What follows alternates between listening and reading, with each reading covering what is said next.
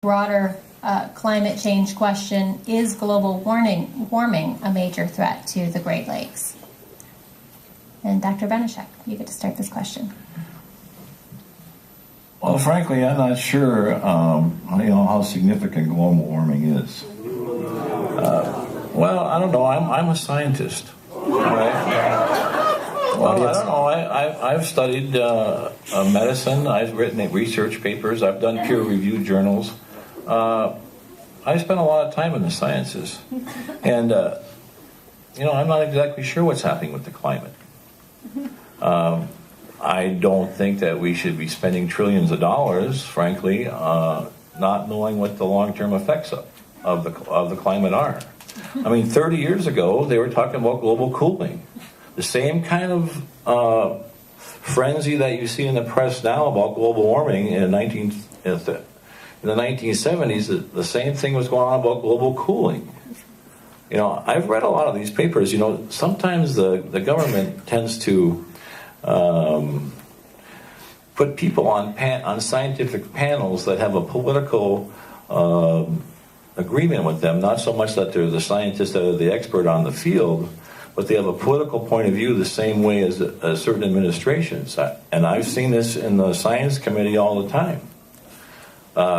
And you have to be very skeptical of science, okay? You have to write a paper. You have to have 8 or 10 different non-associated people who have the same skill set concur and find the same results. That's not happening in the research papers that we see about global warming. I mean, I'm a doctor. I mean, we don't go off and do a new operation because one guy says that this operation is a great thing. We wait until we've had years of evidence that show that multiple different centers have proven this operation to be a good operation, and then we start doing it. Because you can be led astray easily by people that have an agenda. Thank you. Mr. McDowell. I am concerned about climate change and what it's doing to the Great Lakes. Lake levels are dropping. I think they've dropped in Michigan and Huron about 20-some inches in the last 2 years. Climate is definitely warming. It's causing more evaporation on the Great Lakes.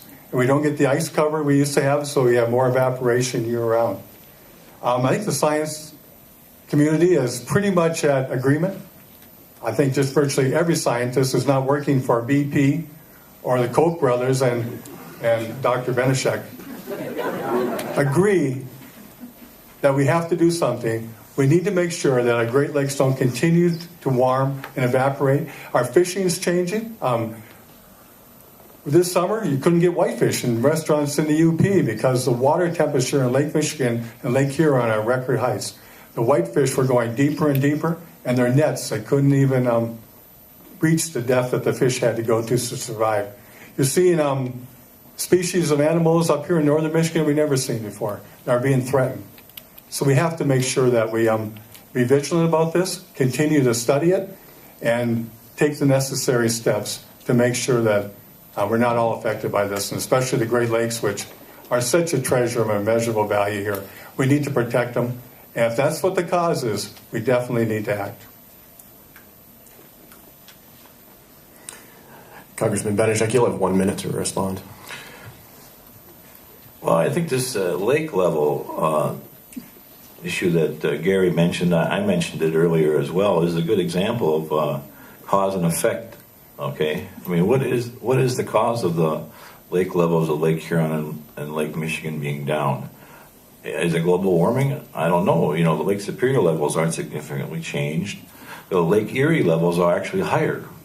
This issue I mentioned before about the dredging that was done by the Corps of Engineers in the St. Clair River suggests that the flow through the St. Clair River has increased significantly, increasing the level in Lake Erie and decreasing the level in Lake Michigan and Lake Huron. And I've been talking to the Corps of Engineers about exploring this further, and they've already got plans to try to block the St. Clair River with these inflatable buffers to slow the flow.